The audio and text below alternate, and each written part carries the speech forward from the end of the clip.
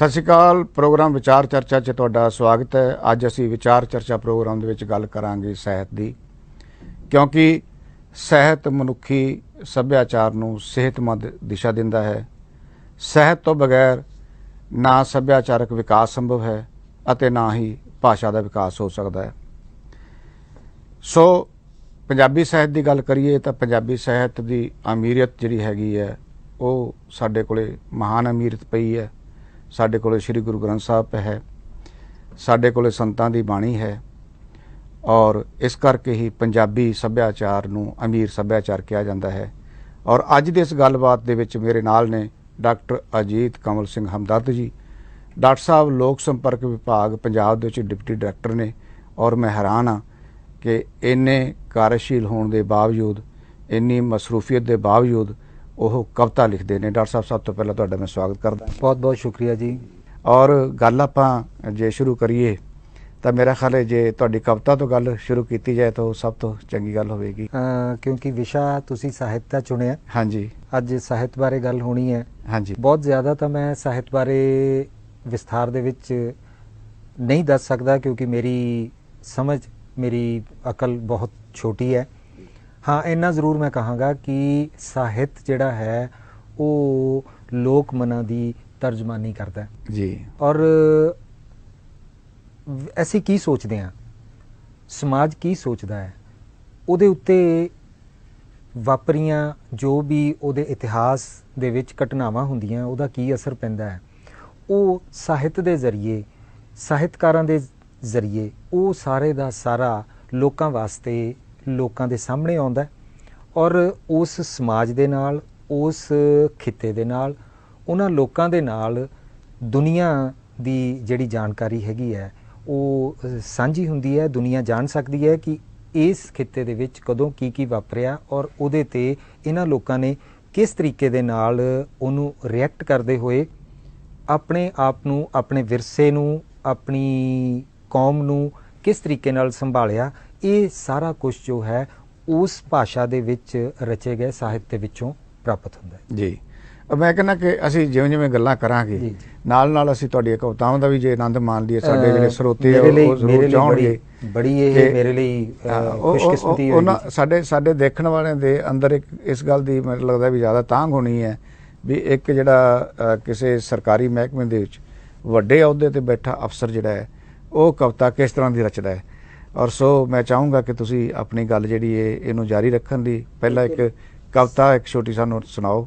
ਸਰਕਾਰ ਦੇ ਵਿੱਚ ਰਹਿੰਦੇ ਹੋਏ ਲੋਕਾਂ ਦੀਆਂ ਸਮੱਸਿਆਵਾਂ, ਸਾਡੀਆਂ ਆਪਣੀਆਂ ਸਮੱਸਿਆਵਾਂ, ਸਾਰੇ ਕੁਝ ਦੇਖਣ ਨੇੜੇ ਹੋ ਕੇ ਤੁਸੀਂ ਨੇੜੇ ਹੋ ਕੇ ਵਾਚਦੇ ਆ, ਦੇਖਦੇ ਆ, ਤੇ ਇੱਕ ਸੰਵੇਦਨਸ਼ੀਲ ਮਨ ਜਿਹੜਾ ਹੈ, ਦਿਲ ਹੈ ਜਿਹੜਾ ਭਾਵੁਕ ਹੋ ਕੇ ਉਹਨਾਂ ਸਾਰੀਆਂ ਚੀਜ਼ਾਂ ਨੂੰ ਇਹ ਵੱਖਰੇ ਅੰਦਾਜ਼ ਦੇ ਵਿੱਚ ਸੋਚਦਾ।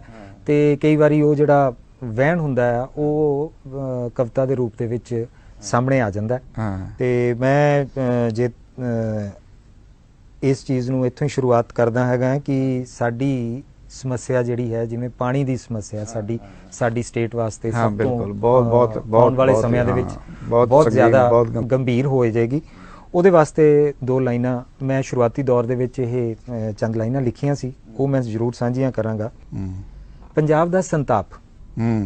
ਨਿੱਕੀ ਜਿਹੀ ਚਿੜੀ ਸੀ ਪਾਣੀ ਨੂੰ ਤਰਸਦੀ, ਪਾਣੀ ਕਿਤੇ ਨਹੀਂ ਸੀ ਪਰ ਖੂਨ ਉਹ ਤਾਂ ਬਹੁਤ ਸੀ। ਡੁੱਲਾ ਕੁਝ ਇੱਥੇ ਸੀ, ਕੁਝ ਉੱਥੇ ਡੁੱਲਿਆ, ਨਿੱਕੀ ਜਿਹੀ ਚਿੜੀ ਨੂੰ ਪਾਣੀ ਰਤਾ ਨਾ ਮਿਲਿਆ। ਪਾਣੀ ਜੋ ਜਾਨ ਸੀ ਅੱਜ ਬਣੀ ਸ਼ਾਨ ਸੀ, ਜੰਗ ਹੈ ਵਿਚਾਰ ਦੀ, ਨਵੇਂ ਸਿਰਜੇ ਹਥਿਆਰ ਦੀ, ਹਮਦਰਦ ਦੁਸ਼ਮਣ ਯਾਰ ਦੀ। ਚਿੜੀ ਭੁੱਖੀ ਹੈ, ਚਿੜੀ ਪਿਆਸੀ ਹੈ, ਉੜਨਾ ਹੈ ਲੋਚਦੀ, ਕਈ ਵਰਿਆਂ ਤੋਂ ਸੋਚਦੀ, ਕਹਾਣੀ ਬਣੀ ਆਨ ਦੀ, ਕੁਰਸੀਆਂ ਦੀ ਸ਼ਾਨ ਦੀ, ਧਰਮਾਂ ਦੇ ਅਪਮਾਨ ਦੀ, ਪਾਣੀ ਨੂੰ ਤਰਸਦੀ, ਨਿੱਕੀ ਜਿਹੀ ਜਾਨ ਦੀ। ਸ਼ਿਕਾਰੀ ਲਾਈ ਘਾਤ ਸੀ, ਗੁਲੇਲੇ ਦਾ ਸਾਥ ਸੀ, ਚਿੜੀ ਕਿਵੇਂ ਬਚਦੀ, ਉੜਦੀ ਜਾਂ ਨੱਸਦੀ। ਬਿਨ ਪਾਣੀਓਂ ਮਜਬੂਰ ਸੀ, ਜੀਵਣੇ ਤੋਂ ਦੂਰ ਸੀ, ਫੇਰ ਉਜੜਿਆ ਚਮਨ ਸੀ, ਆਪਣਿਆਂ ਦਾ ਹੀ ਦਮਨ ਸੀ। ਚਿੜੀ ਅੱਜ ਮੁੱਕ ਗਈ, ਹਵਾ ਕਿੱਥੇ ਰੁਕ ਗਈ, ਸਿਲਸਿਲਾ ਇਹੋ ਚੱਲੇਗਾ, ਘਰ ਹੋਰ ਮੱਲੇਗਾ, ਇੱਕ ਹੋਰ ਚਿੜੀ ਤਰਸੇਗੀ। ਪਾਣੀ ਦੀ ਭਾਲ ਵਿੱਚ, ਆਪਣੇ ਵੋਟਾਂ ਦੀ ਸੰਭਾਲ ਵਿੱਚ, ਉਹ ਤੇਰਾ ਪਾਣੀ, ਇਹ ਮੇਰਾ ਪਾਣੀ, ਸਨ 47 ਦੀ ਦੱਸੋ ਕਦੋਂ ਮੁੱਕੀ ਕਹਾਣੀ। ਡਾਕਟਰ ਸਾਹਿਬ, ਇੰਨੀ ਜਿਹੜੀ ਤੁਹਾਡੀ ਇਹ ਸੰਵੇਦਨਸ਼ੀਲ ਕਵਿਤਾ ਆ, ਇਹ ਫਾਈਲਾਂ ਦੇ ਵਿੱਚੋਂ ਤੁਸੀਂ ਬਾਹਰ ਨਿਕਲ ਕੇ ਕਿਵੇਂ ਸੰਭਵ ਹੈ ਕਿ ਇਸ ਤਰ੍ਹਾਂ ਦੀ ਕਵਿਤਾ ਤੁਸੀਂ ਰਚ ਸਕਦੇ ਹੋ? ਇਹਦੇ ਬਾਰੇ ਕੁਛ ਨਹੀਂ ਪਤਾ ਜੀ। ਮੈਂ ਤਾਂ ਸਿਰਫ ਇੰਨਾ ਕਹਾਂਗਾ ਕਿ ਤਿਪ ਤਿਪ ਕਰਕੇ ਜਦੋਂ ਇੱਕ ਬਰਤਨ ਦੇ ਵਿੱਚ ਪਾਣੀ ਪੈਂਦਾ ਰਹਿੰਦਾ ਤਾਂ ਸਮਾਂ ਪਾ ਕੇ ਉਸ ਬਰਤਨ ਨੇ ਪੂਰਾ ਹੋਣਾ ਹੈ। ਉਸ ਤੋਂ ਬਾਅਦ ਉਹਦੇ ਵਿੱਚ ਹੋਰ ਪਾਣੀ ਸਮਾਉਣ ਦੀ ਥਾਂ ਨਹੀਂ ਹੈ, ਤਾਂ ਉਹ ਪਾਣੀ ਕਿਤੋਂ ਨਾ ਕਿਤੋਂ ਡੁੱਲਣਾ ਹੈ। ਇਹ ਜਿਹੜੀ ਉਮਰ ਦੇ ਨਾਲ ਆਪਣਾ ਆਲਾ ਦੁਆਲਾ ਦੇਖਦੇ ਹੋਏ ਜਿਹੜੀਆਂ ਚੀਜ਼ਾਂ, ਜਿਹੜੀਆਂ ਤਕਲੀਫਾਂ, ਜਿਹੜੇ ਵਿਸ਼ੇ ਦੇਖੇ, ਘੋਖੇ ਔਰ ਜਰੇ, ਉਹਨਾਂ ਨੂੰ ਅੰਦਰੋਂ ਹੀ ਕਿਸੇ ਬੈਠੀ ਸ਼ੈ ਨੇ ਇੱਕ ਇਹੋ ਜਿਹਾ ਰਸਤਾ ਦਿਖਾ ਦਿੱਤਾ ਕਿ ਆਹ ਰਸਤੇ ਤੇ ਚੱਲ ਕੇ ਤੂੰ ਆਪਣਾ ਕੁਛ ਨਾ ਕੁਛ ਜੋ ਹੈ ਅੰਦਰਲਾ, ਉਹਨੂੰ ਬਾਹਰ ਕੱਢ ਸਕਦਾ। ਆਪਣੇ ਵਿਚਾਰਾਂ ਦੇ ਰਾਹੀਂ ਸ਼ਾਇਦ ਕੋਈ ਇੱਕ ਵਿਚਾਰ ਕਿਸੇ ਇੱਕ ਵਿਅਕਤੀ ਦੇ ਮਨ ਦੇ ਵਿੱਚ ਡੂੰਘੇ ਪੈ ਕੇ ਕੋਈ ਸੇਧ ਦੇ ਸਕੇ ਤੇ ਉਹ ਸਮੱਸਿਆ ਹੱਲ ਹੋ ਸਕੇ। ਮੈਂ ਜਿਹੜਾ ਤੁਹਾਡੀ ਕਵਿਤਾ ਬਾਰੇ ਜਿੰਨਾ ਜਾਣਦਾ ਹਾਂ, ਤੁਸੀਂ ਉਸ ਕਵਿਤਾ ਦੇ ਵਿੱਚ ਜਿਹੜੇ ਤੁਹਾਡੇ ਜਿਹੜੇ ਪਰਿਵਾਰਕ ਰਿਸ਼ਤੇ ਆ, ਉਹਨਾਂ ਦੇ ਦੁੱਖ, ਉਹਨਾਂ ਦੇ ਸੁੱਖ, ਲੋਕਾਂ ਦੀ ਪੀੜ, ਦੇਸ਼ ਦੀ ਪੀੜ, ਔਰ ਜਿਹੜਾ ਹੈਗਾ ਹਰ ਸਮੱਸਿਆ ਨੂੰ ਤੁਸੀਂ ਜਿਹੜਾ ਹੈਗਾ ਬਹੁਤ ਸੰਵੇਦਨਾਪੂਰਨ ਜਿਹੜਾ ਹੈ ਉਹ ਲਿਆ ਆ। ਤੁਹਾਡੀ ਕਵਿਤਾ ਦਾ ਹਮੇਸ਼ਾ ਵਿਸ਼ਾ ਮੈਂ ਦੇਖਿਆ ਹੈ, ਜਾਂ ਤੁਹਾਡੀ ਕਵਿਤਾ ਦਾ ਬਹੁਤ ਸਾਰਾ ਵਿਸ਼ਾ ਜਿਹੜਾ ਹੈਗਾ ਉਹ ਸਪਿਰਿਚੁਅਲ ਹੁੰਦਾ, ਧਾਰਮਿਕ ਹੁੰਦਾ ਆ। ਜੀ, ਅਧਿਆਤਮਿਕ ਜਿਹਨੂੰ ਆਪਾਂ ਕਹਿ ਲੈਂਦੇ ਹਾਂ। ਕੀ ਤੁਹਾਡੀ ਅਧਿਆਤਮਿਕ ਰੁਚੀ ਵੀ ਹੈ ਇਸ ਤਰ੍ਹਾਂ ਦੀ ਕੋਈ? ਵਿਰਸੇ ਚੋਂ ਜੋ ਵੀ ਮਿਲਿਆ, ਧਾਰਮਿਕ ਸੋਚ, ਧਾਰਮਿਕ ਡਿਸਿਪਲਿਨ, ਉਹਨੂੰ ਅਪਣਾਇਆ, ਦਿਲੋਂ ਅਪਣਾਇਆ, ਔਰ ਉਸ ਸਾਰੀ ਸੋਚ ਦੇ ਵਿੱਚੋਂ ਕੁਝ ਵਿਚਾਰ ਜਿਹੜੇ ਹੈਗੇ ਨੇ ਉਹ ਜਦੋਂ ਵੀ ਉਪਜੇ ਨੇ ਉਹਨਾਂ ਨੂੰ ਕਾਗਜ਼ ਦੇ ਉੱਤੇ ਉਲੀਕਿਆ। ਹੁਣ ਉਹਨਾਂ ਦੇ ਵਿੱਚ ਅਧਿਆਤਮਕ ਤੱਤ ਕਿੰਨਾ ਹੈ, ਕਿੰਨਾ ਨਹੀਂ ਹੈ, ਇਹ ਤਾਂ ਪਾਠਕ ਜਾਂ ਦਰਸ਼ਕ ਹੀ ਦੱਸ ਸਕੇਗਾ। ਪਰ ਮੈਂ ਜੋ ਵੀ ਕਰਦਾ ਉਹ ਮੇਰੇ ਅੰਦਰੋਂ ਨਿਕਲਦਾ ਹੈ, ਔਰ ਉਹਦੇ ਵਿੱਚ ਕਿਸੇ ਕਿਸਮ ਦਾ ਗੰਧਲਾਪਣ ਮੈਂ ਸ਼ਾਮਿਲ ਹੋਣ ਨਹੀਂ ਦਿੰਦਾ। ਬਸ ਇੰਨਾ ਹੀ ਯਤਨ ਹੁੰਦਾ ਮੇਰਾ ਜੀ। ਮਤਲਬ ਤੁਸੀਂ ਸੁੱਚਾ ਜੀਵਨ ਜਿਉਣ ਦੀ ਕੋਸ਼ਿਸ਼ ਕਰਦੇ ਹੋ, ਔਰ ਇਹ ਤੁਹਾਨੂੰ ਜਿਹੜਾ ਹੈਗਾ ਵਿਰਸੇ ਚੋਂ ਮਿਲਿਆ ਹੋਇਆ ਹੈ। ਬਿਲਕੁਲ ਜੀ, ਮੈਂ ਬੜਾ ਇਸ ਗੱਲ ਤੋਂ ਮੈਂ ਮਾਣ ਵੀ ਮਹਿਸੂਸ ਕਰਦਾ। ਤੁਸੀਂ ਕਿਉਂਕਿ ਆਪਣੇ ਪਿਤਾ ਜੀ ਬਾਰੇ ਵੀ ਬਹੁਤ ਸਾਰੀਆਂ ਕਵਿਤਾਵਾਂ ਲਿਖੀਆਂ। ਮੈਂ ਮੇਰੇ ਗ੍ਰੈਂਡਫਾਦਰ ਸਰਦਾਰ ਸਾਧੂ ਸਿੰਘ ਹਮਦਰਦ ਜੀ, ਉਹਨਾਂ ਦੇ ਮੈਨੂੰ ਲੱਗਦਾ ਹੈ ਕਿ ਉਦੋਂ ਮੈਂ ਛੋਟਾ ਸੀ ਤੇ ਇੰਨਾ ਸ਼ਾਇਦ ਨਹੀਂ ਸੀ ਸਮਝ ਸਕਿਆ ਉਹਨਾਂ ਦੇ ਵਿਚਾਰਾਂ ਨੂੰ, ਪਰ ਹੌਲੀ ਜਦੋਂ ਉਮਰ ਬੀਤਦੀ ਹੈ ਤਾਂ ਗਿਆਨ ਹੁੰਦਾ ਹੈ ਕਿ ਉਹਨਾਂ ਨੇ ਸਮਾਜ ਨੂੰ ਕੀ ਦਿੱਤਾ ਸੀ। ਜੋ ਨਾਮ ਉਹਨਾਂ ਨੇ ਮੈਨੂੰ ਦਿੱਤਾ ਹੈ, ਕਮ ਸੇ ਕਮ ਮੈਂ ਉਸ ਨਾਮ ਨੂੰ ਸਾਰਥਕ ਜ਼ਰੂਰ ਕਰਦਾ, ਇਹ ਮੇਰੀ ਇਹ ਭਾਵਨਾ ਹੈ। ਕਿਆ ਬਾਤ ਹੈ। ਡਾਕਟਰ ਸਾਧੂ ਸਿੰਘ ਹਮਦਰਦ ਜਿਹੜੇ ਆ ਜੀ, ਉਹਨਾਂ ਨੂੰ ਮੇਰਾ ਖਿਆਲ ਹੈ ਵੀ ਪੰਜਾਬੀ ਕੋਈ ਹੋਊਗਾ ਜਿਹੜਾ ਨਹੀਂ ਜਾਣਦਾ ਜੀ।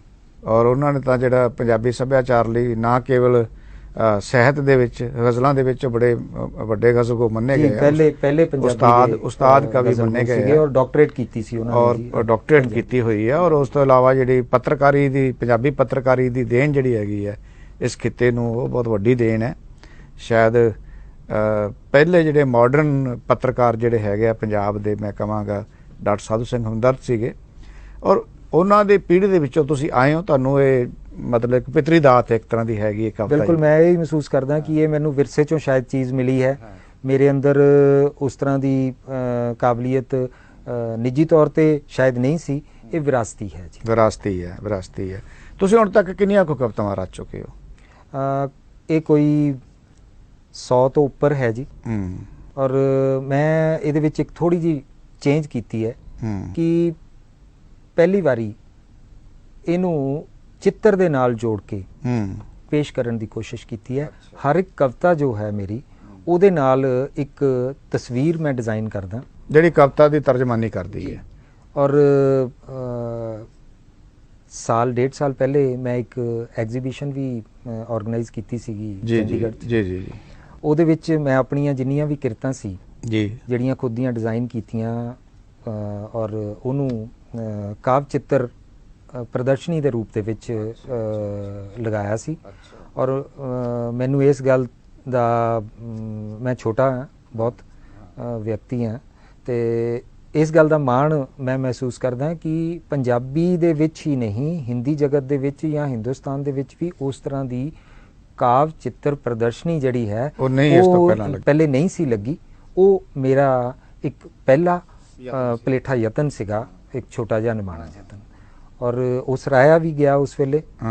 ਤੇ ਹੁਣ ਵੀ ਮੇਰਾ ਜਿਹੜਾ ਅੱਗੇ ਵੀ ਕੰਮ ਚੱਲਦਾ ਹੈ ਉਹ ਚਿੱਤਰ ਦੇ ਨਾਲ ਜੋੜ ਕੇ ਚੱਲਦਾ ਹੈ। ਕਾਰਨ ਉਹਦਾ ਇਹ ਹੈਗਾ ਕਿ ਅੱਜ ਸਾਡੇ ਕੋਲ ਸਮੇਂ ਦੀ ਘਾਟ ਹੋ ਗਈ, ਅਸੀਂ ਬਹੁਤ ਤੇਜ਼ ਰਫ਼ਤਾਰੀ ਦੇ ਨਾਲ ਅੱਗੇ ਵਧ ਰਹੇ ਹਾਂ। ਜਿੰਨੀ ਦੇਰ ਤੱਕ ਕੋਈ ਚੀਜ਼ ਸਾਡੇ ਸਾਹਮਣੇ ਪ੍ਰਭਾਵਸ਼ਾਲੀ ਦੇਖ ਕੇ ਅਸਰਦਾਰ ਨਹੀਂ ਹੁੰਦੀ, ਉਨੀ ਦੇਰ ਅਸੀਂ ਉਹਨੂੰ ਉਹਦੇ ਵੱਲ ਧਿਆਨ ਨਹੀਂ ਦਿੰਦੇ। ਔਰ ਅੱਜ ਕੱਲ ਆ ਜਿਹੜਾ ਸੋਸ਼ਲ ਮੀਡੀਆ ਦਾ ਯੁੱਗ ਹੈ, ਇਹਦੇ ਵਿੱਚ ਹੋਰ ਵੀ ਇਸ ਚੀਜ਼ ਦੀ ਘਾਟ ਹੋ ਜਾਂਦੀ ਹੈ। ਅਸੀਂ ਸਕਰੋਲ ਕਰਦੇ ਹੋਏ ਫਾਸਟ ਉਹਨੂੰ ਕਰਦੇ ਹਾਂ। ਉਦੋਂ ਹੀ ਰੁਕਾਂਗੇ ਉਸ ਚੀਜ਼ ਦੇ ਉੱਤੇ ਜਦੋਂ ਕੋਈ ਸਾਨੂੰ ਟੁੰਬਵੀਂ ਚੀਜ਼ ਦੇਖਣ ਨੂੰ ਮਿਲੇਗੀ।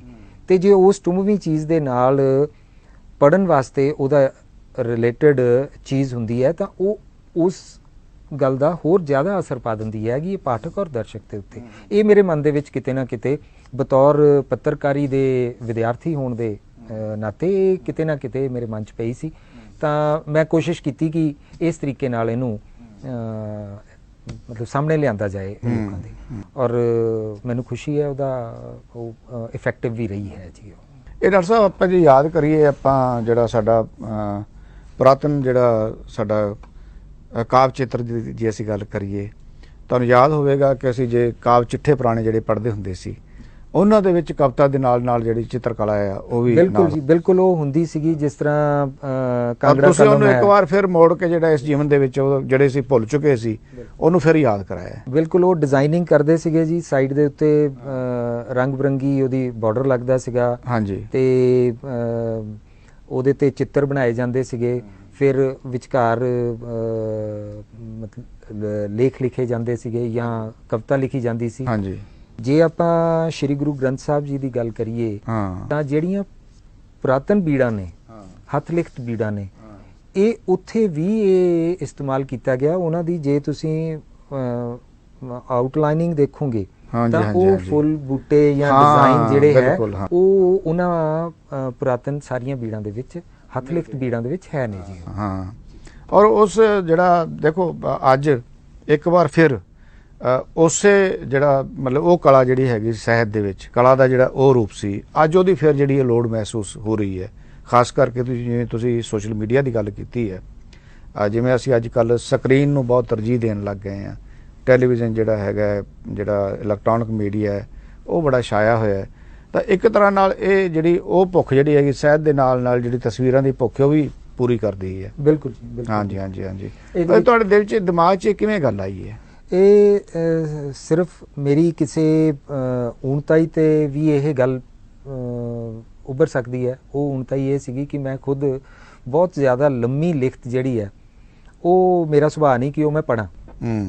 ਤੇ ਇਹੋ ਹੀ ਚੀਜ਼ ਜਿਹੜੀ ਹੈਗੀ ਹੈ, ਇਹਨੇ ਮੈਨੂੰ ਇਹ ਪ੍ਰੇਰਿਤ ਕੀਤਾ ਕਿ ਜੇ ਮੈਂ ਇਸ ਤਰ੍ਹਾਂ ਦਾ ਹੈਗਾ ਕਿ ਮੈਂ ਬਹੁਤ ਲੰਮੀ ਲਿਖਤ ਨਹੀਂ ਪੜ੍ਹ ਸਕਦਾ, ਤਾਂ ਮੇਰੇ ਵਰਗੇ ਬਹੁਤ ਸਾਰੇ ਲੋਕ ਹੋਣਗੇ ਜਿਹੜੇ ਲੰਮੀਆਂ ਲਿਖਤਾਂ ਨਹੀਂ ਪੜ੍ਹ ਸਕਦੇ ਹੋਣਗੇ ਔਰ ਕਿਸੇ ਚੰਗੀ ਲੇਖਣੀ ਤੋਂ ਉਹ ਵਾਂਝੇ ਰਹਿ ਜਾਂਦੇ ਆ।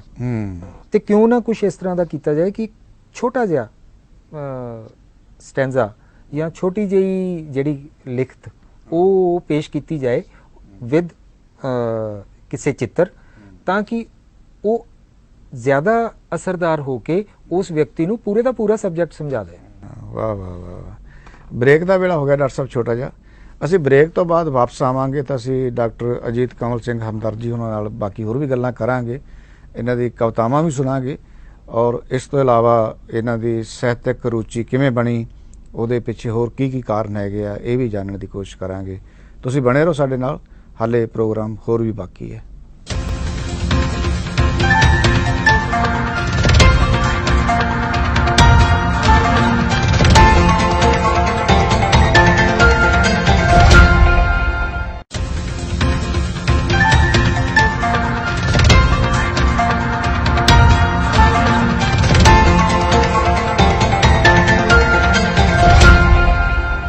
ਬ੍ਰੇਕ ਤੋਂ ਬਾਅਦ ਤੁਹਾਡਾ ਸਵਾਗਤ ਹੈ ਜੀ।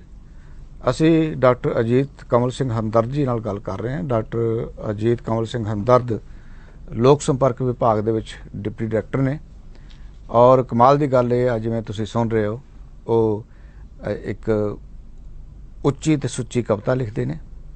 ਔਰ ਮੈਂ ਜਿਵੇਂ ਕਿ ਪਹਿਲਾਂ ਵੀ ਕਿਹਾ, ਮੈਂ ਤਾਂ ਹੈਰਾਨ ਹਾਂ ਵੀ ਜਿਸ ਤਰ੍ਹਾਂ ਦਾ ਅੱਜ ਕੱਲ੍ਹ ਸਰਕਾਰੀ ਦਫ਼ਤਰਾਂ ਦੇ ਵਿੱਚ ਕੰਮ ਦਾ ਸੱਭਿਆਚਾਰ ਹੈ, ਉਹ ਇਸ ਤਰ੍ਹਾਂ ਦਾ ਹੈ ਕਿ ਜਿਵੇਂ ਅਸੀਂ ਸੋਚਦੇ ਹੁੰਦੇ ਸੀ ਪ੍ਰਾਈਵੇਟ ਸਾਨੂੰ ਬਹੁਤ ਕੰਮ ਕਰਨਾ ਪੈਂਦਾ, ਪਰ ਅੱਜ ਕੱਲ੍ਹ ਸਰਕਾਰੀ ਦਫ਼ਤਰਾਂ ਦੇ ਵਿੱਚ ਵੀ ਡਾਕਟਰ ਸਾਹਿਬ ਕੰਮ ਵੱਧ ਗਿਆ, ਥੋੜ੍ਹਾ ਬਹੁਤ ਵੱਧ ਗਿਆ ਜੀ। ਹਾਂ, ਔਰ ਫਿਰ ਵੀ ਤੁਸੀਂ ਕਵਿਤਾ ਰਚਦੇ ਹੋ। ਬਸ ਜੀ ਕੋਸ਼ਿਸ਼ ਕਰਦਾ। ਨਹੀਂ, ਕਿਵੇਂ ਸੰਭਵ ਹੁੰਦਾ ਹੈ? ਤੁਸੀਂ ਫਾਈਲ ਦੇ ਵਿੱਚ ਸਾਰਾ ਦਿਨ ਬੜੇ ਰਹਿੰਦੇ ਹੋ। ਮੈਂ ਕਈ ਵਾਰ ਤੁਹਾਡੇ ਕੋਲ ਦਫ਼ਤਰ ਗਿਆ ਹਾਂ, ਤੁਹਾਡੇ ਕੋਲ ਵੇਲ ਨਹੀਂ ਹੁੰਦੀ। ਇਹਦੇ ਬਾਵਜੂਦ ਵੀ ਜਦੋਂ ਤੁਸੀਂ ਕਵੀ ਦੇ ਰੂਪ 'ਚ ਸਾਡੇ ਸਾਹਮਣੇ ਆਉਣੇ ਹੋ ਤੇ ਇਉਂ ਲੱਗਦਾ ਜਿਵੇਂ ਤੁਸੀਂ ਪ੍ਰੋਫੈਸ਼ਨਲ ਕਵੀ ਹੋ, ਉਹ ਤੁਹਾਨੂੰ ਕੋਈ ਕੰਮ ਨਹੀਂ ਹੈ। ਨਹੀਂ, ਮੈਂ ਪਹਿਲੇ ਬੇਨਤੀ ਕੀਤੀ ਹੈ ਕਿ ਮੈਂ ਛੋਟਾ ਲਿਖਦਾ, ਬਹੁਤ ਜ਼ਿਆਦਾ ਲੰਬਾ ਨਹੀਂ ਲਿਖਦਾ। ਹਾਂ, ਉਹ ਇੱਕ ਮੰਥਨ ਜੋ ਹੈ ਉਹ ਸਾਰਾ ਸਮਾਂ ਚੱਲਦਾ ਰਹਿੰਦਾ ਮਨ ਦੇ ਵਿੱਚ ਕਿਸੇ ਵੀ ਵਿਸ਼ੇ ਨੂੰ ਲੈ ਕੇ। ਤੇ ਪਰ ਜਦੋਂ ਆਫਿਸ ਦਾ ਸਮਾਂ ਹੁੰਦਾ ਹੈ, ਪੂਰਾ ਸਮਾਂ ਮੈਂ ਆਫਿਸ ਆਪਣਾ ਬਿਲਕੁਲ ਠੀਕ ਹੈ, ਔਰ ਜਿਹੜੀ ਆਪਣੀ ਜ਼ਿੰਮੇਵਾਰੀ ਹੈ ਉਹਨੂੰ ਪੂਰਾ ਨਿਭਾਉਣ। ਤੁਹਾਡੇ ਕੋਲ ਸਮਾਂ ਨਹੀਂ ਹੁੰਦਾ, ਮੈਂ ਕਈ ਵਾਰ ਗਿਆ ਉੱਥੇ ਵੀ, ਤੇ ਆਫਿਸ ਤੋਂ ਲੇਟ ਵੀ ਵਿਹਲੇ ਹੋਈਦਾ। ਪਰ ਇਹ ਹੈ ਕਿ ਕੁਝ ਘਰ ਆ ਕੇ ਘਰਦਿਆਂ ਦਾ ਵੀ ਸਹਿਯੋਗ ਹੈ ਮੈਨੂੰ, ਤੇ ਜਿਹੜੇ ਕੁਝ ਘਰ ਦੇ ਕੰਮ ਹੁੰਦੇ ਆ, ਉਹ ਕਈ ਕੰਮ ਜਦੋਂ ਮੈਂ ਬੈਠਾ ਹੁੰਦਾ, ਕੋਈ ਉਹਨਾਂ ਨੂੰ ਇਸ਼ਾਰਾ ਕਰ ਦਿੰਦਾ ਕਿ ਮੈਨੂੰ ਹਲੇ ਮੇਰੇ ਖਿਆਲ ਤੁਹਾਡੇ ਮਹਿਕਮੇ ਦੇ PhD ਤੁਸੀਂ ਪਹਿਲੇ ਹੈਗੇ ਹੋ ਇਸ ਵੇਲੇ, ਜੇ ਦੇਖਿਆ ਜਾਵੇ ਤਾਂ। ਨਹੀਂ, ਸਾਡੇ ਮਹਿਕਮੇ ਦੇ ਵਿੱਚ ਇਸ ਵੇਲੇ PhD ਬਹੁਤ ਨੇ। ਹਾਂ, ਮੈਂ 91 ਦੇ ਵਿੱਚ ਪੱਤਰਕਾਰੀ ਤੇ PhD ਕੀਤੀ ਸੀਗੀ। ਉਸ ਟਾਈਮ ਤੇ ਪੱਤਰਕਾਰੀ ਤੇ PhD 2 ਜਾਂ 4 ਬੰਦੇ ਹੀ ਸੀਗੇ, ਤੇ ਹੁਣ ਸਾਡੇ ਡਿਪਾਰਟਮੈਂਟ ਦੇ ਵਿੱਚ ਕੋਈ ਡਾਕਟਰੇਟ ਵਾਲੇ 5 ਸੱਜਣ ਹੈ ਨੇ ਤੁਹਾਡੇ ਨਾਲ। ਜੀ, ਮੇਰੇ ਸਾਥੀ ਨੇ। ਵਾਹ ਵਾਹ ਵਾਹ, ਅੱਛਾ। ਥੋੜੀ ਸਾਨੂੰ ਇੱਕ ਵਾਰ ਫਿਰ ਆਪਣੀ ਕੋਈ ਵੰਨਗੀ ਜਿਹੜੀ ਹੈ ਉਹ ਦੁਬਾਰਾ ਕੋਈ ਪੇਸ਼ ਕਰੋ ਕਵਿਤਾ ਦੀ। ਇੱਕ ਵੈਸੇ ਤਾਂ ਕ੍ਰਾਂਤੀਕਾਰੀ ਵਿਚਾਰ ਹੈ। ਅੱਛਾ, ਹਾਂਜੀ। ਸਿਫਰ ਤੋਂ ਬਾਅਦ। ਵਾਹ ਵਾਹ ਵਾਹ ਵਾਹ ਵਾਹ। ਹਾਂ, ਇੱਕ ਸਿਫਰਾ ਹੋ ਜਾਂਦਾ ਜਦੋਂ, ਉਸ ਤੋਂ ਬਾਅਦ ਕੀ ਵਾਪਰਦਾ ਹੈ, ਵਾਹ ਵਾਹ, ਇਹਦੇ ਵਿੱਚ ਪੇਸ਼ ਕਰਨ ਦੀ ਕੋਸ਼ਿਸ਼ ਕੀਤੀ ਹੈ। ਉੱਚੇ ਸਿਰ ਵਾਲਿਆ, ਵੱਡੇ ਨਾਂ ਵਾਲਿਆ, ਵਾਹ, ਕਦੇ ਆਪਣੀ ਛੱਡ ਕੇ ਮੇਰੀ ਦੁਨੀਆ ਚ ਆ। ਕੀ ਹੁੰਦੀ ਏ ਭੁੱਖ, ਕੀ ਹੁੰਦੇ ਨੇ ਦੁੱਖ, ਰਤਾ ਪਤਾ ਤੇ ਲਾ। ਵਾਹ ਵਾਹ। ਕਿਉਂ ਜੋ ਹੁਣ ਦਰਦ ਨਹੀਂ ਹੁੰਦਾ, ਮੇਰਾ ਅਹਿਸਾਸ ਸਿਫਰ ਏ, ਮੇਰਾ ਵਿਸ਼ਵਾਸ ਸਿਫਰ ਏ, ਮੇਰੀ ਤਕਲੀਫ ਸਿਫਰ ਏ, ਮੇਰੀ ਤਦਬੀਰ ਸਿਫਰ ਏ। ਵਾਹ ਵਾਹ ਵਾਹ ਵਾਹ। ਕੀ ਦੁਨੀਆ ਪਰੇਸ਼ਾਨ ਹੈ, ਮੇਰੇ ਲਈ ਸਿਫਰ ਹੈ। ਵਾਹ। ਕੀ ਮੇਰਾ ਪਿੰਡਾ ਲਹੂ ਲੁਹਾਨ ਹੈ, ਮੇਰੇ ਲਈ ਸਿਫਰ ਹੈ। ਕੀ ਗੁਲਿਸਤਾਂ ਵਿਰਾਨ ਹੈ, ਮੇਰੇ ਲਈ ਸਿਫਰ ਹੈ। ਕੀ ਆਉਣਾ ਕੋਈ ਤੂਫਾਨ ਹੈ, ਮੇਰੇ ਲਈ ਸਿਫਰ ਹੈ। ਵਾਹ ਵਾਹ ਵਾਹ, ਕੀ ਬਾਤ। ਉੱਚੇ ਸਿਰ ਵਾਲਿਆ, ਵੱਡੇ ਨਾਂ ਵਾਲਿਆ, ਅਜੇ ਵੀ ਆਪਣੀ ਛੱਡ ਕੇ ਮੇਰੀ ਦੁਨੀਆ ਚ ਆ, ਕਿਉਂਕਿ ਬਹੁਤ ਖਤਰਨਾਕ ਹੁੰਦਾ ਹੈ ਦਰਦ ਦੇ ਅਹਿਸਾਸ ਦਾ ਧੁਰ ਅੰਦਰੋਂ ਮੁੱਕ ਜਾਣਾ। ਹਰੇਕ ਕਾਨੇ ਦਾ ਤੇਜ਼ ਧੁੱਪ ਵਿੱਚ ਸੁੱਕ ਜਾਣਾ। ਕਿਉਂਕਿ ਹਮਦਰਦਾ, ਜਨਮ ਵੀਰਾਂ ਤੇ ਤੀਰਾਂ ਦੇ ਹੁੰਦੇ ਨੇ ਇੱਥੇ ਅਕਸਰ ਇਸੇ ਤਰ੍ਹਾਂ। ਵਾਹ ਵਾਹ ਵਾਹ ਵਾਹ। ਇਹਦਾ ਇੱਕ ਹੋਰ ਰੂਪ ਹੈ ਜੀ ਨਾਲ ਹੀ, ਮੇਰਾ ਕੁਰੂਕਸ਼ੇਤਰ। ਨਿੱਜ ਦੀ ਗੱਲ ਮੈਂ ਕਰਦਾ ਨਾ, ਇਹ ਰੋਗ ਨਹੀਂ ਮੇਰੇ ਕੱਲੇ ਦਾ। ਅੱਜ ਘਰ ਘਰ ਕੌਰਵ ਜੰਮੇ ਨੇ, ਤਾਂ ਅਰਜੁਨ ਵੀ ਤੇ ਜੰਮੇਗਾ। ਵਾਹ ਵਾਹ। ਹੱਕਾਂ ਦੀ ਗੱਲ ਜੇ ਕਰਦੇ ਹੋ ਤਾਂ ਧੱਕੇ ਸ਼ਾਹੀ ਬੰਦ ਕਰੋ। ਨਾ ਸ਼ੀਸ਼ਾ ਕਿਧਰੇ ਵੇ ਲੈਣਾ, ਇਹ ਜਿਗਰ ਤੁਹਾਡਾ ਕੰਬੇਗਾ। ਨਿੱਜ ਦੀ ਗੱਲ ਮੈਂ ਕਰਦਾ ਨਾ। ਇਹ ਲੁੱਟ ਤੁਸਾਂ ਜੋ ਪਾਈ ਹੈ, ਮਲਕ ਭਾਗੋ ਦੀ ਕਮਾਈ ਹੈ, ਲੋਕਾਂ ਨੂੰ ਅੱਜ ਹੈ ਸਮਝ ਪਈ, ਕਿਉਂ ਤਖਤੀ ਲਾਲੋ ਦੀ ਲਟਕਾਈ ਹੈ। ਹਾਂ, ਵਾਹ ਵਾਹ, ਨਿੱਜ ਦੀ ਗੱਲ ਮੈਂ ਕਰਦਾ ਨਾ, ਵਾਹ ਵਾਹ। ਇਹ ਰੋਗ ਨਹੀਂ ਮੇਰੇ ਇਕੱਲੇ ਦਾ, ਜੇ ਘਰ ਘਰ ਕੌਰਵ ਜੰਮੇ ਨੇ, ਫਿਰ ਅਰਜੁਨ ਵੀ ਤੇ ਜੰਮੇਗਾ। ਵਾਹ ਵਾਹ ਵਾਹ ਵਾਹ। ਹਾਂ, ਸੋ ਇਹ ਜਿਹੜੇ ਤੁਸੀਂ ਕਵਿਤਾ ਦੇ ਨਾਲ ਚਿੱਤਰ ਜਿਹੜਾ ਬਣਾਉਣੇ ਹੋ, ਤੁਸੀਂ ਆਪ ਡਿਜ਼ਾਈਨ ਕਰਦੇ ਹੋ? ਜੀ, ਇਹ ਮੇਰੀ ਜਿਹੜੀ ਚਿੱਤਰ ਪ੍ਰਦਰਸ਼ਨੀ ਸੀ ਉਹਦਾ ਵਿਸ਼ਾ ਵੀ ਇਹ ਸੀ, ਕਵਿਤਾ ਮੇਰੀ ਚਿੱਤਰ ਤੁਹਾਡੇ। ਅੱਛਾ ਜੀ, ਉਹਦੇ ਵਿੱਚ ਮੈਂ ਚਿੱਤਰ ਜਿਹੜੇ ਹੈ ਨੇ, ਹਾਂ, ਕੁਝ ਕ੍ਰੀਏਟ ਕੀਤੇ, ਐਡਿਟ ਕੀਤੇ, ਵੈਬਸਾਈਟਸ ਤੋਂ ਲੈ ਕੇ ਜਾਂ ਕਿਤੋਂ ਖਿੱਚ ਕੇ ਉਹਨਾਂ ਨੂੰ ਇਸਤੇਮਾਲ ਕੀਤਾ ਤੇ ਸ਼ਬਦਾਂ ਦੇ ਨਾਲ ਮੇਲ ਜੋਲ ਕਰਦਾ ਇੱਕ ਡਿਜ਼ਾਈਨ ਰੱਖ। ਤੁਹਾਨੂੰ ਜਿਹੜੀ ਸਾਹਿਤ ਜਿਹੜਾ ਹੈਗਾ ਜਾਂ ਜਿਹੜੀ ਕਵਿਤਾ ਹੈਗੀ ਹੈ, ਉਹ ਕਿਸ ਤਰ੍ਹਾਂ ਦੀ ਪ੍ਰਭਾਵਿਤ ਕਰਦੀ ਹੈ? ਕੋਈ ਫੋੜਾ ਹੁੰਦਾ ਹੈ ਨਾ ਜੀ, ਫੁੱਲਿਆ ਹੁੰਦਾ, ਤੇ ਜਦੋਂ ਉਹਦੇ 'ਚ ਦਰਦ ਹੁੰਦੀ ਹੈ ਤੇ ਜੇ ਉਹ ਫਿਸ ਜਾਂਦਾ ਹੈ ਤਾਂ ਉਹ ਦਰਦ ਮੁੱਕ ਜਾਂਦੀ ਹੈ। ਕਵਿਤਾ ਦਾ ਵਹਿਣ ਵੀ ਕੁਝ ਇਸੇ ਤਰ੍ਹਾਂ ਦਾ ਕਿ ਅੰਦਰਲੀ ਚੀਜ਼ ਮੁਕਾਉਣ ਵਾਸਤੇ ਇਹ ਫੋੜਾ ਜਿਹੜਾ ਹੈ ਉਹਦਾ ਫੁੱਟਣਾ ਜ਼ਰੂਰੀ ਹੈ। ਉਹ ਜਿਹੜੀ ਪਾਕ ਹੈ ਉਹ ਨਿਕਲਣੀ ਜ਼ਰੂਰੀ ਹੈ। ਕਵਿਤਾ ਵੀ ਕੁਝ ਇਸੇ ਤਰ੍ਹਾਂ ਦੀ ਹੁੰਦੀ ਹੈ। ਇਸ ਤੋਂ ਜ਼ਿਆਦਾ ਮੈਂ ਤੁਹਾਡਾ ਆਮ ਤੌਰ ਤੇ ਸਮਾਂ ਕੀ ਰਹਿੰਦਾ ਹੈ ਕਵਿਤਾ ਲਿਖਣ ਦਾ? ਰਾਤ ਨੂੰ ਜ਼ਿਆਦਾ ਲਿਖਦੇ ਹੋ, ਤੜਕੇ ਉੱਠ ਕੇ ਲਿਖਦੇ ਹੋ, ਜਾਂ ਅਚਾਨਕ ਜਿਹੜਾ ਹੈਗਾ ਤੁਹਾਡੀ ਕਵਿਤਾ ਆਉਂਦੀ ਹੈ? ਕੋਈ ਨਿਰਧਾਰਿਤ ਸਮਾਂ ਨਹੀਂ ਹੈ ਜੀ। ਮੈਂ ਉਹੀ ਕਿਹਾ ਕਿ ਇਹ ਵਿਚਾਰਾਂ ਦਾ ਮੰਥਨ ਹੈ, ਲਗਾਤਾਰ ਚੱਲਦਾ ਹੈ। ਜਦੋਂ ਵੀ ਕੋਈ ਵਿਚਾਰ ਦਾ ਕੋਈ ਹੱਲ ਮਿਲ ਜਾਂਦਾ ਉਹਨੂੰ ਉਦੋਂ ਹੀ 4 ਲਾਈਨਾਂ ਜਿਹੜੀਆਂ ਹੈ ਉਹਨੂੰ ਕਾਗਜ਼ ਤੇ ਉੱਕਰ ਲੈਣਾ। ਤੇ ਇਸ ਕੋਈ ਖਾਸ ਸਮਾਂ ਨਹੀਂ ਹੈ ਕਿ ਉਸ ਵੇਲੇ ਕਵਿਤਾ ਆਉਂਦੀ ਹੈ ਜਾਂ ਉਸ ਵੇਲੇ ਮੈਂ ਸਮਾਂ ਲਾਉਣਾ ਹੈ, ਇਸ ਤਰ੍ਹਾਂ ਦਾ ਨਹੀਂ। ਔਰ ਤੁਸੀਂ ਜਿਹੜਾ ਇਹ ਸਾਹਿਤ ਰਚਦੇ ਹੋ, ਇਹਦੇ ਨਾਲ ਤੁਸੀਂ ਕੋਈ ਕਿਤਾਬਾਂ ਪੜ੍ਹਦੇ ਵੀ ਹੋਵੋਗੇ ਕਦੇ ਰਾਤ ਨੂੰ ਜਾਂ ਸਵੇਰੇ, ਜਦੋਂ ਵੀ ਟਾਈਮ ਲੱਗਦਾ ਲਿਟਰੇਚਰ ਦੀਆਂ? ਤੁਸੀਂ ਕਿਸ ਤਰ੍ਹਾਂ ਦੇ ਸਾਹਿਤ ਨੂੰ ਪੜ੍ਹਦੇ ਹੋ? ਜ਼ਿਆਦਾ ਨਹੀਂ ਪੜ੍ਹਦਾ, ਇਹ ਮੈਂ ਮਤਲਬ ਤੁਹਾਡੇ ਕੋਲ ਕਬੂਲ ਕਰਦਾ। ਆਪਣੇ ਆਲੇ ਦੁਆਲੇ ਨੂੰ ਪੜ੍ਹਨਾ ਬਹੁਤ ਜ਼ਰੂਰੀ ਹੁੰਦਾ। ਆਪਣੇ ਆਲੇ ਦੁਆਲੇ ਹੋਣ ਵਾਲੀਆਂ ਘਟਨਾਵਾਂ ਨੂੰ ਦੇਖਣਾ ਬਹੁਤ ਜ਼ਰੂਰੀ ਹੁੰਦਾ। ਉਹਨਾਂ ਨੂੰ ਦੇਖਣਾ ਹੀ ਨਹੀਂ, ਉਹਨਾਂ ਨੂੰ ਮਹਿਸੂਸ ਕਰਨਾ ਵੀ ਬਹੁਤ ਜ਼ਰੂਰੀ ਹੁੰਦਾ। ਦੂਸਰੇ ਲੋਕ ਕੀ ਸੋਚਦੇ ਨੇ ਉੱਦਾਂ ਦੀ ਪ੍ਰਸਥਿਤੀਆਂ ਦੇ ਵਿੱਚ, ਉਹਨਾਂ ਦੇ ਮਨ ਦੀ ਅਵਸਥਾ ਕੀ ਹੈਗੀ ਹੈ, ਇਹ ਜਾਣਨਾ ਜ਼ਰੂਰੀ ਹੁੰਦਾ। ਉਹਨਾਂ ਮੈਂ ਜ਼ਰੂਰ ਜਾਣਦਾ। ਹਾਂ, ਜਿੱਥੋਂ ਤੱਕ ਲਿਟਰੇਚਰ ਪੜ੍ਹਨ ਦਾ ਸਵਾਲ ਹੈ ਤੇ ਮੈਂ ਬਹੁਤ ਪਹਿਲੇ MA ਪੰਜਾਬੀ ਕੀਤੀ ਸੀ ਜੀ। ਤੇ ਉਦੋਂ ਮੈਂ ਪੰਜਾਬੀ ਲਿਟਰੇਚਰ ਕਾਫੀ ਪੜ੍ਹਿਆ ਤੇ ਉਸ ਤੋਂ ਬਾਅਦ ਕੁਝ ਚੰਗੀਆਂ ਕਿਤਾਬਾਂ ਜਿਹੜੀਆਂ ਦੋਸਤ ਲੋਕ ਦੱਸ ਦਿੰਦੇ ਸੀਗੇ, ਉਹ ਮੈਂ ਉਹਨਾਂ ਨੂੰ ਜ਼ਰੂਰ ਪੜ੍ਹਦਾ ਰਿਹਾ। ਤੇ ਪਰ ਇਸ ਤਰ੍ਹਾਂ ਕਿ ਕੋਈ ਲਗਾਤਾਰ ਸਾਹਿਤ ਪੜ੍ਹਨਾ, ਉਹਦੇ ਲਈ ਸਮਾਂ ਮੈਂ ਨਹੀਂ ਕੱਢ ਸਕਦਾ। PhD ਤੁਸੀਂ ਜਿਹੜੀ ਹੈ ਉਹ ਜਰਨਲਿਜ਼ਮ 'ਚ ਕੀਤੀ ਹੈ? ਜੀ, ਉਹ ਮੇਰਾ ਵਿਸ਼ਾ ਅਲੱਗ ਸੀਗਾ ਜੀ। ਉਹ ਵੀ ਇਹ ਸੀ ਕਿ ਮੇਰਾ ਉਹਦਾ ਟੌਪਿਕ ਸੀਗਾ critical study of Sikh journalism before independence. ਉਹ ਮੈਂ ਉਹਦੇ ਵਿੱਚ ਇੱਕ ਵੱਖਰੀ ਚੀਜ਼ ਦੇਣ ਦੀ ਕੋਸ਼ਿਸ਼ ਕੀਤੀ ਸੀ। ਬਿਲਕੁਲ ਹੀ ਵੱਖਰਾ ਵਿਸ਼ਾ। ਮੈਂ ਜਰਨਲਿਜ਼ਮ ਨੂੰ ਉਸ ਵੇਲੇ ਦੇ ਨੂੰ ਬਤੌਰ ਸਿੱਖ ਜਰਨਲਿਜ਼ਮ ਲਿਆ। ਜਿੰਨਾ ਪੰਜਾਬੀ ਜਰਨਲਿਜ਼ਮ ਸੀ ਉਹਨੂੰ ਸਿੱਖ ਜਰਨਲਿਜ਼ਮ ਕਹਿ ਕੇ ਮੈਂ ਸੰਬੋਧਨ ਕੀਤਾ। ਅੱਛਾ। ਤੇ ਇਹਦੇ ਤੇ ਬਹੁਤ ਸਾਰੇ ਵਿਦਵਾਨਾਂ ਦੇ ਇਤਰਾਜ਼ ਵੀ ਸੀਗੇ ਕਿ ਇਸ ਤਰ੍ਹਾਂ ਹਿੰਦੂ ਜਰਨਲਿਜ਼ਮ, ਸਿੱਖ ਜਰਨਲਿਜ਼ਮ ਤੇ ਉਰਦੂ ਜਰਨਲਿਜ਼ਮ ਜਾਂ ਮੁਸਲਿਮ ਜਰਨਲਿਜ਼ਮ, ਉਹਦੇ ਇਹ ਤਾਂ ਫਿਰਕਾ ਪ੍ਰਸਤੀ ਗੱਲ ਹੋ ਗਈ। ਤੇ ਮੈਂ ਉਹਨਾਂ ਨੂੰ ਸਪਸ਼ਟ ਕੀਤਾ ਆਪਣਾ ਵਿਊ ਪੁਆਇੰਟ। ਕੁਛ ਮੇਰੇ ਤਰਕ ਨਾਲ ਉਹਨਾਂ ਨੇ ਹਾਮੀ ਵੀ ਭਰੀ, ਕੁਛ ਨੇ ਵਿਰੋਧ ਵੀ ਰੱਖਿਆ, ਪਰ ਜਿਹੜੀ ਮੇਰੀ ਗੱਲ ਸੀ ਮੈਂ ਤਾਂ ਆਪਣੀ ਗੱਲ। ਤੁਸੀਂ ਇਹ ਵਿਸ਼ਾ ਕਿਵੇਂ ਚੁਣਿਆ? ਤੁਹਾਨੂੰ ਕਿਸੇ ਨੇ ਗਾਈਡ ਕੀਤਾ ਜਾਂ ਕਿਵੇਂ ਇਹ ਵਿਸ਼ਾ ਤੁਹਾਡੇ ਦਿਮਾਗ 'ਚ ਆਇਆ? ਇਹ ਵੀ ਇੱਕ ਬਹੁਤ ਇੰਟਰਸਟਿੰਗ ਗੱਲ ਹੈ ਜੀ। ਇੱਕ ਪੰਫਲੇਟ ਮੇਰੇ ਹੱਥ ਵਿੱਚ ਆਇਆ ਮੇਰੇ ਦਾਦਾ ਜੀ ਦਾ, ਸਰਦਾਰ ਸਾਧੂ ਸਿੰਘ ਹਮਦਰਦ ਹੋਣਾ ਦਾ। ਉਹਦੇ ਵਿੱਚ ਉਹਨਾਂ ਨੇ ਇਹ ਜ਼ਿਕਰ ਕੀਤਾ ਸੀ ਕਿ ਆਜ਼ਾਦੀ ਤੋਂ ਬਾਅਦ ਕੁਝ ਇਸ ਤਰ੍ਹਾਂ ਸੀ ਕਿ ਕੁਝ ਹਿੰਦੂ ਲੋਕਾਂ ਨੇ ਪੰਜਾਬੀ ਦੇ ਮੈਗਜ਼ੀਨ ਕੱਢਣੇ ਸ਼ੁਰੂ ਕੀਤੇ ਤੇ ਜਿਹੜੇ ਕਿ ਸਮਾਜ ਦੇ ਵਿੱਚ ਪ੍ਰਵਾਨਿਤ ਨਹੀਂ ਹੋਏ।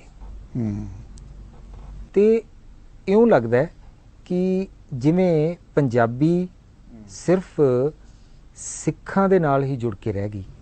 ਅੱਛਾ, ਯਾਨੀ ਉਲਟ ਪਾਸੇ ਤੁਸੀਂ ਜੀ ਹਾਂ, ਉਹ ਉਹਨਾਂ ਦਾ ਜਿਹੜਾ ਇਹ ਵਿਚਾਰ ਸੀ ਉਹਨੇ ਮੈਨੂੰ ਝੰਜੋੜਿਆ। ਹਾਂ, ਤੇ ਫਿਰ ਮੈਂ ਉਸ ਲਿਹਾਜ਼ ਦੇ ਨਾਲ ਸਾਰੇ ਜਿੰਨੇ ਸੰਨ 47 ਤੋਂ ਪਹਿਲੇ ਪੰਜਾਬ ਅਖਬਾਰ ਸੀਗੇ ਔਰ ਅਵੇਲੇਬਲ ਸੀਗੇ ਜਿੰਨੇ ਵੀ ਹੋ ਸਕੇ ਉਹਨਾਂ ਨੂੰ ਘੋਖਣਾ ਸ਼ੁਰੂ ਕੀਤਾ। ਉਹਦੇ ਵਿੱਚੋਂ ਵਾਕਈ ਇਹ ਚੀਜ਼ ਸਾਹਮਣੇ ਆਈ ਕਿ ਜੋ ਵੀ ਪੰਜਾਬੀ ਅਖਬਾਰ ਨਿਕਲੇ ਉਸ ਵੇਲੇ ਉਹ ਸਾਰੇ ਦੇ ਸਾਰੇ ਗੁਰਬਾਣੀ ਤੋਂ ਮੁਤਾਸਰ ਸੀਗੇ ਔਰ ਸਿੱਖ ਕਦਰਾਂ ਕੀਮਤਾਂ ਦੇ ਨਾਲ ਉਹ ਪ੍ਰਣਾਏ ਹੋਏ ਸੀ। ਔਰ ਇਹ ਮੈਂ ਸਬੂਤ ਦੇ ਨਾਲ ਅੱਗੇ ਉਹਦੀ ਪੇਸ਼ਕਾਰੀ ਕੀਤੀ। ਮਤਲਬ ਸਾਫ਼ ਸੁਥਰੀ ਪੱਤਰਕਾਰੀ ਜਿਹੜੀ ਤੁਸੀਂ ਕਹਿੰਦੇ ਹੋ। ਬਿਲਕੁਲ, ਗੁਰਬਾਣੀ ਦੇ ਪ੍ਰਭਾਵ। ਬਿਲਕੁਲ ਬਿਲਕੁਲ। ਔਰ ਗੁਰਬਾਣੀ ਨੂੰ ਜੇ ਦੇਖਿਆ ਜਾਏ ਤਾਂ ਉਹ ਫਿਰਕੇ ਦੇ ਨਾਲ ਨਹੀਂ ਸੰਬੰਧਿਤ ਸੀ। ਨਾ ਨਾ ਨਾ, ਉਹ ਤਾਂ ਉਹ ਖੁੱਲੀ ਹੈ ਜੀ।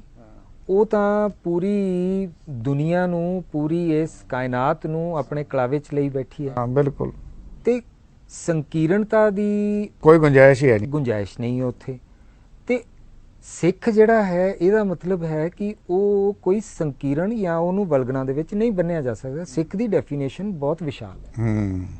ਜੇ ਅਸੀਂ ਉਸ ਡੈਫੀਨੇਸ਼ਨ ਨੂੰ ਦੇਖਦੇ ਹਾਂ ਤਾਂ ਜੋ ਵੀ ਉਦੋਂ ਰਚਿਆ ਗਿਆ ਉਹ ਤਾਂ ਉਹਦੇ ਪ੍ਰਭਾਵ ਹੇਠ ਰਚਿਆ ਗਿਆ, ਉਹ ਸਿੱਖ ਪੱਤਰਕਾਰੀ ਹੀ ਸੀ। ਮੈਂ ਇਹ ਸਾਬਤ ਕਰਨ ਦੀ ਕੋਸ਼ਿਸ਼ ਕੀਤੀ ਉਹਦੇ ਵਿੱਚ।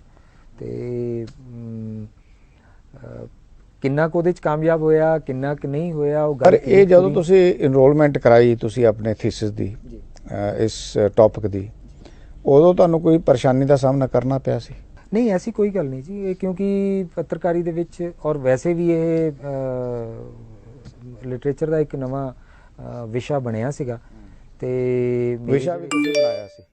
ਵਿਸ਼ਾ ਮੈਂ ਨਹੀਂ ਬਣਾਇਆ, ਉਹ ਸਬੱਬ ਬਣਿਆ ਮੇਰੇ ਗ੍ਰੈਂਡਫਾਦਰ ਦੀ ਜਿਹੜੀ ਇੱਕ ਉਹਨਾਂ ਦਾ ਆਰਟੀਕਲ ਮੇਰੇ ਸਾਹਮਣੇ ਆਇਆ ਉਸ ਵੇਲੇ, ਪੰਫਲੇਟ ਸੀ ਬਣਿਆ। ਹਾਂ, ਉਹਦੇ ਵਿੱਚ ਜਿਹੜੇ ਉਹਨਾਂ ਨੇ ਆਪਣੇ ਵਿਚਾਰ ਪੇਸ਼ ਕੀਤੇ ਸੀਗੇ, ਹਾਂ, ਉਹ ਆਧਾਰ ਬਣਿਆ ਸੀ ਉਹਨੂੰ ਤੁਸੀਂ ਵਿਸਥਾਰ ਦਿੱਤਾ ਹੈ। ਮਤਲਬ ਉਹਦੇ ਤੇ ਰਿਸਰਚ ਕੀਤੀ, ਉਹਨੂੰ ਹੀ ਵਿਸਥਾਰ ਦਿੱਤਾ ਤੁਸੀਂ, ਔਰ ਉਹਦੇ ਤੇ ਤੁਸੀਂ PhD ਕੀਤੀ। ਕੋਸ਼ਿਸ਼ ਕੀਤੀ ਕਿ ਉਹਨਾਂ ਦਾ ਇਹ ਜਿਹੜਾ ਡਾਇਲੋਗ ਸੀਗਾ ਉਸ ਵੇਲੇ ਦਾ ਮੈਨੂੰ ਲੱਭਿਆ। ਉਸ ਡਾਇਲੋਗ ਉਹ ਨੈਚੁਰਲੀ ਜੇ ਉਹ ਬਹੁਤ ਮਿਆਰੀ ਪੱਤਰਕਾਰੀ ਦੇ ਵਿੱਚ ਉਹ ਇੱਕ ਨਾਮਵਰ ਹਸਤੀ ਹੈ ਸਨ, ਤੇ ਜੇ ਉਹਨਾਂ ਨੇ ਇਹ ਗੱਲ ਕਹੀ ਹੈ ਤਾਂ ਐਵੇਂ ਤੇ ਨਹੀਂ ਕਹਿਤੀ ਹੋਏਗੀ, ਉਹਦੇ ਪਿੱਛੇ ਕੋਈ ਨਾ ਕੋਈ ਆਧਾਰ ਰਿਹਾ ਹੋਏਗਾ। ਉਹ ਆਧਾਰ ਲੱਭਣ ਦੀ ਕੋਸ਼ਿਸ਼ ਕੀਤੀ ਮੈਂ, ਤੇ ਮੈਨੂੰ ਕੁਝ ਉਹਦੇ ਵਿੱਚੋਂ ਉਸ ਵੇਲੇ ਇਹ ਪ੍ਰਾਪਤ ਹੋਇਆ। ਇਸ ਤੋਂ ਬਾਅਦ ਕਿਸੇ ਨੇ ਇਹਨੂੰ ਫਿਰ ਦੁਬਾਰਾ ਫੋਲੋ ਕੀਤਾ ਇਸ ਸਬਜੈਕਟ ਨੂੰ? ਇਹ ਮੇਰੇ ਧਿਆਨ 'ਚ ਨਹੀਂ ਹੈ ਜੀ। ਹਾਂ, ਮੇਰਾ ਖਿਆਲ ਹੈ ਵੀ ਜੇ ਮੈਂ ਕਹਾਂ ਮੇਰੇ ਆਪ ਇਹ ਧਿਆਨ 'ਚ ਨਹੀਂ ਹੈ ਕਿ ਜੇ ਕਿਸੇ ਨੇ ਕੀਤਾ ਹੁੰਦਾ ਸ਼ਾਇਦ ਲਾਜ਼ਮੀ ਸਾਹਮਣੇ ਆਉਂਦਾ ਜੀ। ਪਰ ਇਹ ਆਪਣੇ ਆਪ 'ਚ ਇਹ ਵੱਖਰੀ ਤਰ੍ਹਾਂ ਦਾ ਵਿਸ਼ਾ ਆ, ਔਰ ਪਹਿਲਾ ਵਿਸ਼ਾ ਹੈ ਜਿਹਦੇ ਤੇ ਕਿਸੇ ਨੇ PhD ਕੀਤੀ ਕਿ ਸਿੱਖ ਪੱਤਰਕਾਰੀ, ਸਿੱਖ ਸਾਹਿਤ ਦੀ ਗੱਲ ਹੁੰਦੀ ਹੈ, ਸਿੱਖ ਮਰਿਆਦਾ ਦੀ ਗੱਲ ਹੁੰਦੀ ਹੈ, ਜਿਹੜਾ ਸਿੱਖ ਜਿਹੜੀ ਹੈਗੀ ਆ ਉਹ ਮਤਲਬ ਸੱਭਿਆਚਾਰ ਦੀ ਗੱਲ ਹੁੰਦੀ ਹੈ। ਪਰ ਪਹਿਲੀ ਵਾਰ ਮੈਂ ਸੁਣਿਆ ਕਿ ਸਿੱਖ ਪੱਤਰਕਾਰੀ ਦੀ ਵੀ ਗੱਲ ਜਿਹੜੀ ਹੈ ਉਹ ਕੀਤੀ ਗਈ ਹੈ। ਹਾਂ, ਬਿਲਕੁਲ। ਮੈਂ ਫਿਰ ਦੁਬਾਰਾ ਉਹ ਗੱਲ ਨੂੰ ਆਪਣੀ ਨੂੰ ਦੱਸ ਦਿਆਂ ਕਿ ਮੈਨੂੰ ਕੁਝ ਇੱਕ ਇਤਰਾਜ਼ਾਤ ਜਿਹੜੇ ਸੀਗੇ ਉਸ ਸਮੇਂ ਉਹਨਾਂ ਦਾ ਵੀ ਸਾਹਮਣਾ ਕਰਨਾ ਪਿਆ। ਤੇ ਇੱਕ ਥਾਂ ਤੇ ਮੈਂ ਨੌਕਰੀ ਵਾਸਤੇ ਵੀ ਗਿਆ ਸੀਗਾ। ਮੈਨੂੰ ਮੇਰਾ ਜਿਹੜਾ ਵਿਸ਼ਾ ਸੀਗਾ ਉਹ ਦੇਖ ਕੇ ਮੈਨੂੰ ਉੱਥੇ ਲੈਕਚਰਰ ਦੀ ਨੌਕਰੀ ਲਈ ਗਿਆ ਸੀਗਾ ਪ੍ਰਾਈਵੇਟ ਕਾਲਜ 'ਚ। ਉੱਥੋਂ ਮੈਨੂੰ ਮੇਰੀ ਛਾਂਟੀ ਕਰ ਦਿੱਤੀ ਗਈ ਕਿ ਨਹੀਂ, ਚੰਗੇ ਰਹਿ ਗਏ, ਸਰਕਾਰੀ ਅਫਸਰ ਬਣ ਗਏ ਤੁਸੀਂ ਪ੍ਰਾਈਵੇਟ ਕਾਲਜ ਦੀ ਜਗ੍ਹਾ ਤੇ। ਤੇ ਹੁਣ ਆਪਾਂ ਜੇ ਆਪਣੇ ਕੋਲ ਸਮਾਂ ਵੀ ਬੜਾ ਥੋੜਾ ਆ, ਆਪਾਂ ਤੁਹਾਡੀ ਇੱਕ ਹੋਰ ਕਵਿਤਾ ਜੇ ਸੁਣ ਲਈਏ ਤਾਂ ਦਰਸ਼ਕ ਚਾਹਣਗੇ ਤੁਹਾਡੀ ਕਵਿਤਾ ਸੁਣਨੀ। ਜੀ ਬਿਲਕੁਲ। ਇਹ ਦੋ ਕਵਿਤਾਵਾਂ ਨੇ ਜੀ। ਜੀ ਜੀ। ਸਾਡੀ ਅੱਜ ਪੰਜਾਬ ਦੀ ਇੱਕ ਬਹੁਤ ਵੱਡੀ ਤਰਾਸਦੀ ਹੈ ਜੀ। ਇੱਥੋਂ ਸਾਡੇ ਬੱਚੇ ਬਾਹਰ ਵਿਦੇਸ਼ਾਂ 'ਚ ਪਲਾਇਨ ਕਰ ਰਹੇ। ਜੀ ਜੀ ਜੀ। ਵਿੱਦਿਆ ਦੇ ਲਈ ਕਰ ਰਹੇ ਨੇ ਜਾਂ ਕਮਾਈ ਲਈ ਕਰ ਰਹੇ ਨੇ, ਇਹ ਵੱਖ ਵਿਸ਼ਾ ਹੈ। ਜੀ। ਉਹਦੇ ਸੰਬੰਧ ਦੇ ਵਿੱਚ ਮੈਂ ਇੱਕ 4 ਲਾਈਨਾਂ ਲਿਖੀਆਂ ਨੇ ਜੀ। ਬਦਰੰਗ ਪੰਜਾਬ ਕਰੇ ਪੁਕਾਰ, ਇਹ ਤੇਰਾ ਮੇਰਾ ਉਸਦਾ ਹੈ, ਦਿਲ ਹੀ ਹੈ ਜੋ ਖੁਸਦਾ ਹੈ। ਵਾਹ ਵਾਹ ਵਾਹ। ਹਾਂ। ਪੁੱਤ ਧੀਆਂ ਸਭ ਦੂਰ ਗਏ, ਹਾਂ। ਇਹ ਕਿਹੇ ਸਦਰੀ ਬੂਰ ਪਏ। ਆਹਾ। ਜੇ ਰੋਟੀ ਘਰ ਹੀ ਲੱਭ ਜਾਂਦੀ। ਹਾਂ, ਦੁਬਾਰਾ ਕਹਿਣਾ ਜੀ। ਪੁੱਤ ਧੀਆਂ ਸਭ ਦੂਰ ਗਏ, ਇਹ ਕਿਹੇ ਸਦਰੀ ਬੂਰ ਪਏ। ਜੇ ਰੋਟੀ ਘਰ ਹੀ ਲੱਭ ਜਾਂਦੀ, ਹਾਂ, ਤਾਂ ਹਾਸਾ ਕਾਹਨੂੰ ਭੁੱਲਣਾ ਸੀ। ਵਾਹ ਵਾਹ ਵਾਹ। ਸਭ ਜੀ ਹੁੰਦੇ ਘਰ ਹੀ ਹੁੰਦੇ, ਆਹਾ। ਅੱਜ ਕਿਉਂ ਹਮਦਰਦਾ ਰੁਲਣਾ ਸੀ। ਆਹਾ। ਵਾਹ ਵਾਹ ਵਾਹ। ਕੌਣ ਭਰੇ ਰੰਗ ਕੌਣ ਭਰੇ। ਹਾਂ। ਵਾਹ ਵਾਹ ਵਾਹ। ਇਸੇ ਸਿਲਸਿਲੇ ਚ ਦੂਸਰਾ ਹੈ ਜੀ ਇੱਕ ਉਦਾਸ ਰਾਹਾਂ। ਉਦਾਸ ਰਾਹੀਂ ਟੁਰਦਿਆਂ, ਦਰਦ ਤੰਦਾਂ ਬੁਣਦਿਆਂ, ਹਮਦਰਦ ਨੂੰ ਤਲਾਸ਼ ਸੀ, ਮਿਟ ਰਹੀ ਤੇਰੀ ਪੈੜ ਦੀ। ਪਰਤਵੀਂ ਕਿਸੇ ਪੈੜ ਨੂੰ ਸਿਜਦਾ ਕਰਾਂ, ਮੱਥੇ ਧਰਾਂ। ਪਰਤਵੀਂ ਕਿਸ ਪੈੜ ਨੂੰ ਸਿਜਦਾ ਕਰਾਂ, ਮੱਥੇ ਧਰਾਂ। ਇੱਕ ਹਾਸ ਹੈ ਤੇਰੇ ਆਉਣ ਦੀ, ਪਾਣੀ ਤੇ ਲੀਕਾਂ ਵਾਹੁਣ ਦੀ। ਤਿਲ ਤਿਲ ਮਰੇ ਅਰਮਾਨ ਜੋ, ਚੁਣ ਚੁਣ ਉਹੀ ਸਜਾਉਣ ਦੀ। ਇੱਕ ਆਸ ਹੈ ਤੇਰੇ ਆਉਣ ਦੀ। ਅੱਗ ਲੂ ਗਈ ਦੁਪਹਿਰ ਦੀ, ਤਪ ਧਰਤ ਵੀ ਰਹੀ ਕਹਿਰ ਦੀ। ਅਸੀਂ ਫਿਰ ਵੀ ਸਭ ਇਹ ਸਹਿ ਗਏ, ਬਿਨ ਸਾਹਾਂ ਦੇ ਜ਼ਿੰਦਾ ਰਹਿ ਗਏ। ਉਹ ਮਾਰ ਸਾਨੂੰ ਛੱਡ ਗਏ, ਰੂਹ ਲੈ ਸ਼ਰੀਰੋਂ ਕੱਢ ਗਏ। ਪੁੱਤ ਲੈ ਗਏ, ਧੀ ਲੈ ਗਏ, ਕੀ ਦੱਸਾਂ ਕੀ ਕੀ ਲੈ ਗਏ। ਉਦਾਸ ਰਾਹੀਂ ਟੁਰਦਿਆਂ, ਦਰਦ ਤੰਦਾਂ ਬੁਣਦਿਆਂ, ਹਮਦਰਦ ਨੂੰ ਤਲਾਸ਼ ਸੀ, ਮਿਟ ਰਹੀ ਤੇਰੀ ਪੈਰ ਦੀ। ਮਿਟ ਰਹੀ ਤੇਰੀ ਪੈਰ ਦੀ। ਵਾਹ ਵਾਹ ਵਾਹ। ਸੋ ਅਸੀਂ ਤੁਹਾਨੂੰ ਅਕਸਰ ਇਸ ਜਿਹੜੇ ਵਿਚਾਰ ਚਰਚਾ ਦੇ ਵਿੱਚ ਜਿਹੜਾ ਸਿਆਸੀ ਰੰਗ ਦਿਖਾਉਂਦੇ ਆ, ਜਾਂ ਤੁਹਾਨੂੰ ਹੋਰ ਸਮਾਜਿਕ ਜਿਹੜੇ ਵਿਸ਼ੇ ਆ ਉਹਨਾਂ ਦੇ ਬਾਰੇ ਜਿਹੜੀ ਆ ਉਹ ਗੱਲਬਾਤ ਤੁਹਾਡੇ ਸਾਹਮਣੇ ਰੱਖਦੇ ਆ। ਪਰ ਅਸੀਂ ਇਹ ਪਹਿਲਾ ਯਤਨ ਕੀਤਾ ਹੈ ਕਿਉਂਕਿ ਸਿਹਤ ਤੋਂ ਬਿਨਾਂ ਸਾਡਾ ਜੀਵਨ ਜਿਹੜਾ ਆ ਉਹ ਇਸ ਤਰ੍ਹਾਂ ਦਾ ਸੰਭਵ ਹੋ ਹੀ ਨਹੀਂ ਸਕਦਾ ਸੀ, ਔਰ ਸਿਹਤ ਦੀ ਗੱਲ ਨਾ ਹੋਵੇ ਇਹ ਵੀ ਨਹੀਂ ਹੋ ਸਕਦਾ। ਇਸ ਕਰਕੇ ਅਸੀਂ ਅੱਜ ਤੁਹਾਡੇ ਸਾਹਮਣੇ ਜਿਹੜੀ ਵੰਨਗੀ ਪੇਸ਼ ਕੀਤੀ, ਆਪਣੇ ਵੱਲੋਂ ਬਿਹਤਰੀਨ ਵੰਨਗੀ ਪੇਸ਼ ਕੀਤੀ ਹੈ। ਔਰ ਡਾਕਟਰ ਸਾਹਿਬ ਦਾ ਸਾਡੇ ਸਟੂਡੀਓ ਵਿੱਚ ਆਉਣਾ, ਤੁਹਾਡੇ ਰੂਬਰੂ ਹੋਣਾ, ਇਹ ਸਾਡੇ ਲਈ ਇੱਕ ਚੰਗਾ ਅਸੀਂ ਉਦਮ ਕਰਨ ਦੀ ਕੋਸ਼ਿਸ਼ ਕੀਤੀ। ਤੁਹਾਡੀ ਬਹੁਤ ਬਹੁਤ ਮਿਹਰਬਾਨੀ ਡਾਕਟਰ ਸਾਹਿਬ। ਬਹੁਤ ਬਹੁਤ ਸ਼ੁਕਰੀਆ ਜੀ। ਸਮਾਂ ਸਮਾਪਤ ਹੋ ਗਿਆ, ਨਹੀਂ ਤਾਂ ਹਾਲੇ ਮੇਰਾ ਜੀਅ ਨਹੀਂ ਕਰਦਾ ਤੁਹਾਡੇ ਨਾਲ ਗੱਲਬਾਤ ਬੰਦ ਕਰਨ ਲਈ, ਪਰ ਅਸੀਂ ਫਿਰ ਕਦੇ ਤੁਹਾਨੂੰ ਜ਼ਰੂਰ ਸਟੂਡੀਓ ਬੁਲਾਵਾਂਗੇ। ਔਰ ਬਾਕੀ ਜਿਹੜਾ ਤੁਹਾਡਾ ਰਹਿੰਦਾ ਕੁਛ ਲਿਟਰੇਚਰ ਦੀਆਂ ਵੰਨਗੀਆਂ ਔਰ ਤੁਹਾਡੇ ਵਿਚਾਰ ਅਸੀਂ ਫਿਰ ਜਾਣਨ ਦੀ ਕੋਸ਼ਿਸ਼ ਕਰਾਂਗੇ। ਬਹੁਤ ਬਹੁਤ ਸ਼ੁਕਰੀਆ ਜੀ। ਧੰਨਵਾਦ ਜੀ।